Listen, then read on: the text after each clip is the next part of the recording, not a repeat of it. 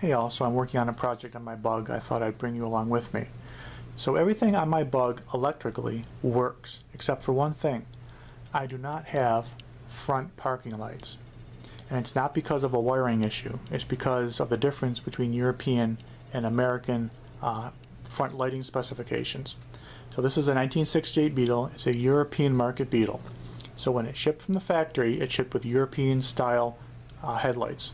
And that means the bulb itself was removable, and down here at the base there was a small white light called a city light, and that's what acted as a parking light on European cars. This up here on a European car is turn signal only. On the American 1968 Beetles, they shipped with a DOT specified sealed beam headlight, not removable bulb. So if the bulb fails, you replace this whole assembly. And because there's no city light down here, Volkswagen in, I believe, 1967 moved the parking light up here. They took out the original bulb holder, which would only hold a single filament bulb, and replaced it with a newer version, or a new design, that would hold a dual filament bulb, so you could have your turn signal and your parking light in the same unit. So when this car was brought to the United States, at some point in its history, the European style headlight was removed and the DOT American style headlight was put in here, but they never did anything about parking lights. So therefore I don't have any. Now to me that's a safety issue, because if I'm driving down the road at night and my headlight burns out, there's no secondary light on this side of the car to let people know where I am on the road. And the last thing I want is to get into an accident with this car at night. So my thought was I should probably install some front parking lights on my car. So the first thing I did was to see if it was possible to modify this to be both a turn signal and a parking light. And the short answer is no.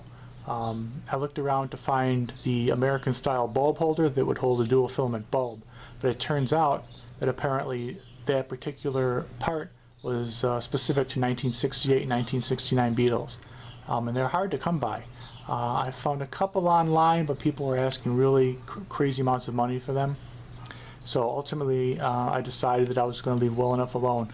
This is all original to the car, and hacking it up, trying to hack the existing bulb holder to be a dual filament bulb holder would be an extensive amount of work, and it wasn't going to really work. So, so that turned out to be a bust. So then I thought, can I put parking lights in the front bumper here like Mexican Beetles have? And I really didn't find anything that I liked, and I really didn't want to drill holes into what's essentially a brand new bumper. So then I turned my attention to the headlight assembly itself and wondered, was it possible to restore this back to kind of a European style where it had a parking light in this assembly here? And the short answer to that is yes. There are several kits on the market now that will provide you both a headlight and some sort of turn signal and parking light all in this one unit. So let me show you what I've selected for the car. So what I found are these. These are replacement headlight units for the Beetle. They look like sealed beam headlights, but they're not. They're actually halogens. You can see on the back here, if I pop this off, we have a standard halogen bulb. It's replaceable. Now with these particular ones that I've chosen, the most important thing is what you see inside the lens. Can you see that there? Not sure. Right there, that's a city light. So these are essentially the same kind of bulbs that would have come on the Beetle originally in 1968.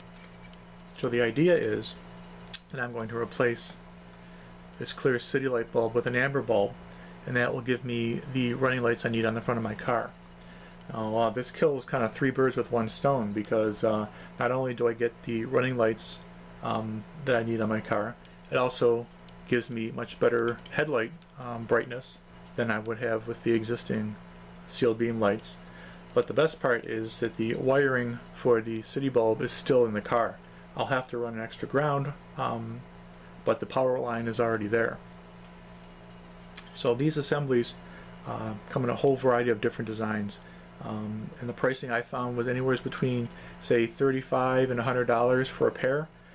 You can get some that look just like sealed beams like these do. You can get some that have a much more modern design. You can get them so that they're just the halogen bulb and nothing else in here. You can get the ones with city lights like I've got. You can get some that have an amber section on the bottom for your turn signal or running lights. You can get some with amber LEDs around the bottom, all the way around as a halo. A whole bunch of different designs. So you can certainly find something that meets your needs, and it's definitely a worthwhile improvement on the bug.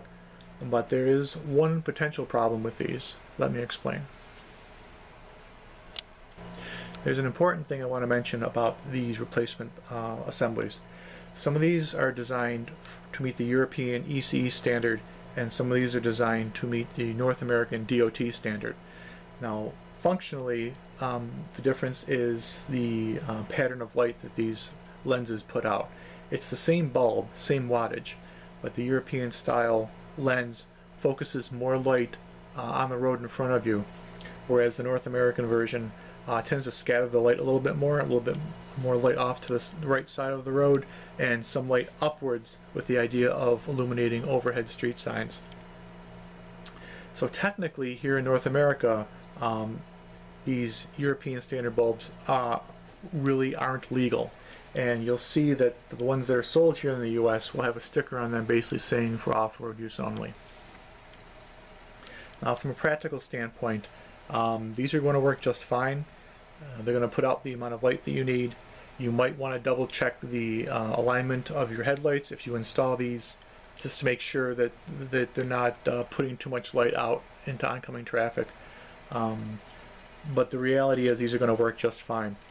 Now, if you're in a state that's subjected to annual car inspections, and whoever inspects your car is a real stickler, they could look at this headlight and see that it's European standard and flunk you for it, in which case you just have to put in the DOT version. Now, these are available in both DOT and European specifications. It just happens to be that this one with the city light that I needed is a European standard, but you know, it's up to you, which you ultimately use. But from a functional standpoint, either of them is going to work just fine for your needs. So without further ado, let's go install these on the car.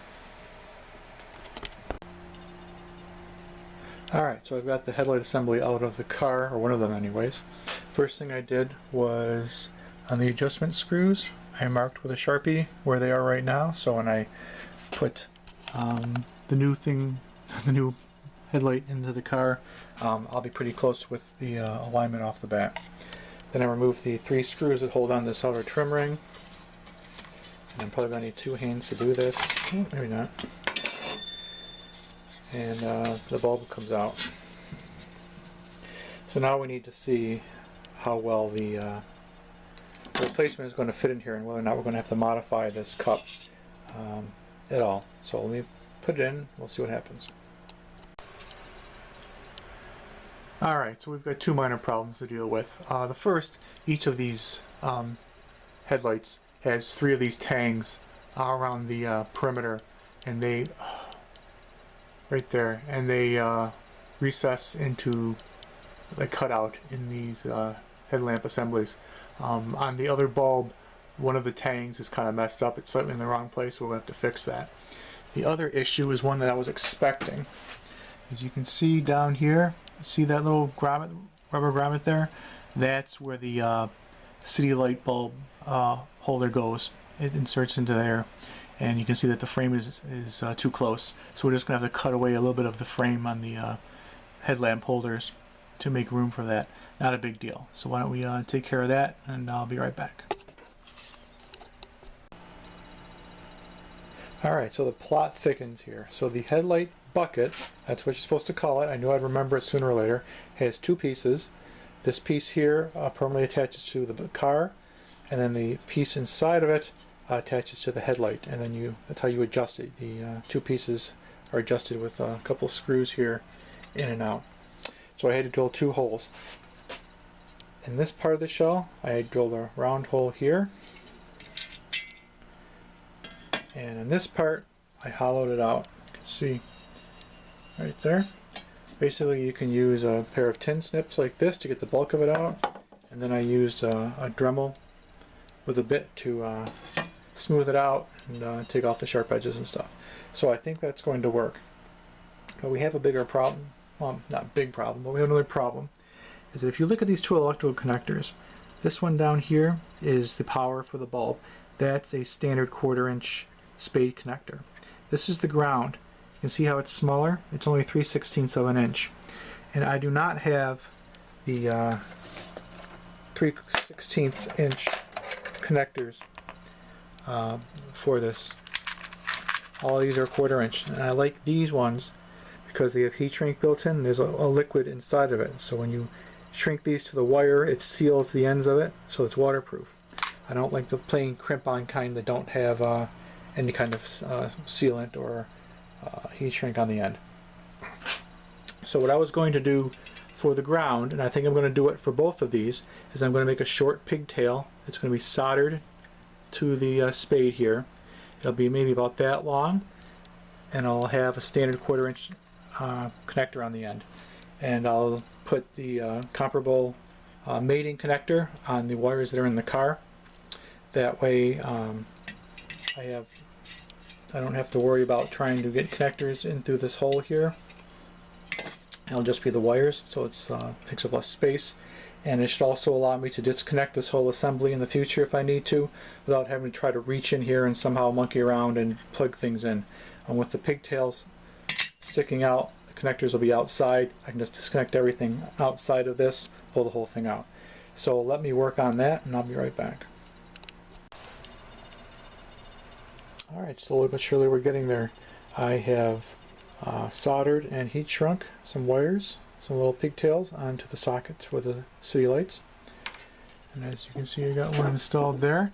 I still have to put the spade connectors on the ends, but I'll show you how this looks here. This is a little bit difficult to do with one hand,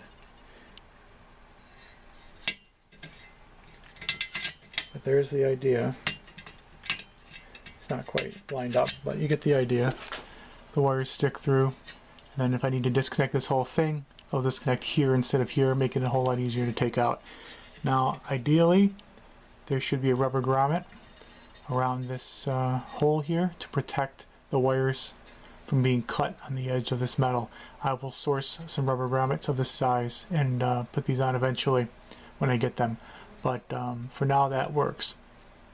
So let me finish this up, and I'll get this whole headlight bucket put together and show you the final result. Okay, after about an hour of monkeying around with this, we're pretty much ready to go.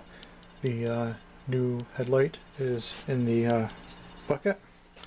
And if we look on the back side here, you can see we've got our pigtails with male spade connectors on the ends.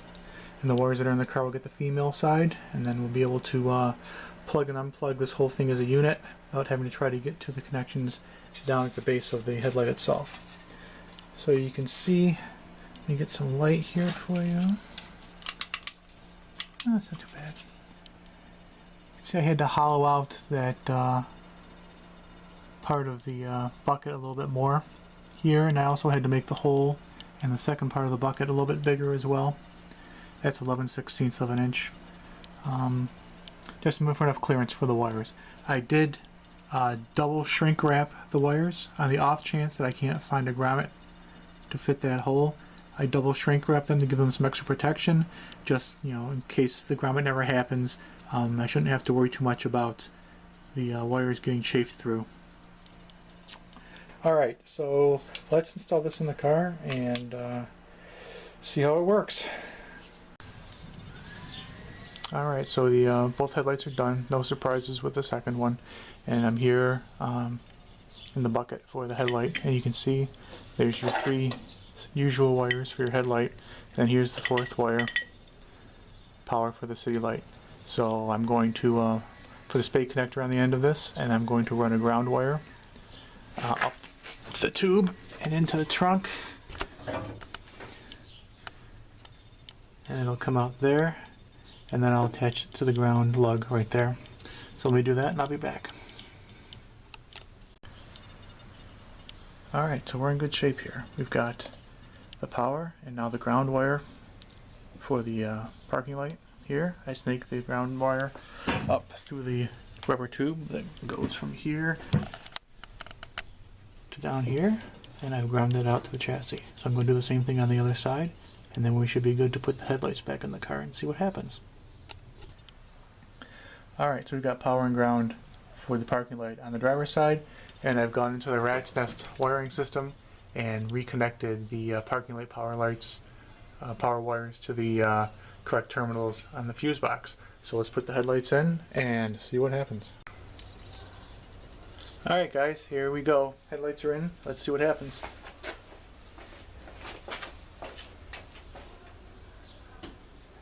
There we go. We have parking lights. Pretty cool.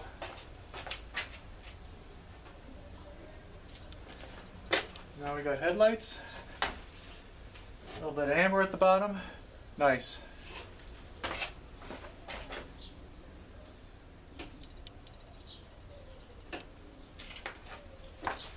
Alright guys, that's it. If you learned anything from this, I appreciate a comment in the comment section below. Hope you enjoyed this. Thanks for checking out my video and have a nice day.